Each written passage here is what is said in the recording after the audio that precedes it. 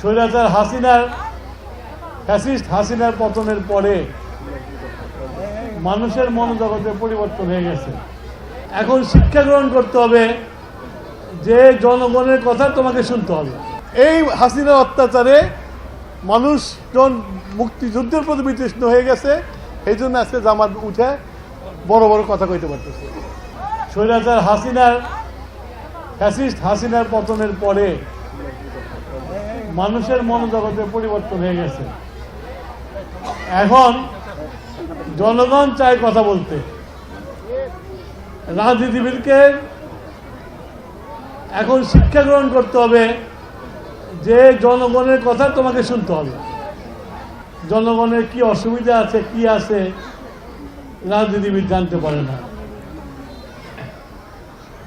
আমাদের মুক্তিযুদ্ধ আজকে এই বাচ্চা বাচ্চা পোলাপানের কাছে কোনো মূল্য নাই, কারণ এই মুক্তিযুদ্ধ বেঁচে হাসিনা 16টা বছর মানুষের অত্যাচার করছে। আর যে নতুন প্রজন্ম যারা আছে তারা তো মুক্তিযুদ্ধ দেখে নাই, কিভাবে কেউ দেখে নাই। নতুন প্রজন্ম যখন দেখছে যে শহীদ প্রেসিডেন্ট জিয়াউর রহমানের বীরোত্তম উপাধি নিয়ে নিছে, তখন মুক্তিযুদ্ধের একটা মুক্তিযোদ্ধা একটু শব্দ করে না। বীর মুক্তিযোদ্ধা তার উপাধি নিয়ে নিল, আর এই দেশের এত মুক্তিযোদ্ধা ভাতা কোটা সব পায়, তারা কিছু করল না। এটা আজকালকার দিনের ছেলেপেলেদের কষ্ট, আমাকে ছেলে না পোলাপান। আওয়ামী লীগ যখন ক্ষমতায় আসে, যে ছেলের বয়স 6 ছিল, আজকে সেই ছেলের বয়স 23, ভোটার হয়ে গেছে। কি দেখছে?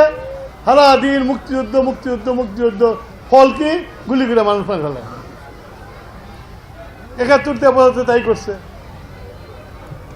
এখন তাদেরও কিন্তু মুক্তিযুদ্ধকে এখন নতুন গ্রাম করে বোঝান লাগবো, এমন বিচেষ্টা করে দিছে যেটা নাকি আমাদের গৌরব, যে মুক্তিযুদ্ধ না হইলে পরে তুই বাংলাদেশের নাগরিক হইতে পারতিস না।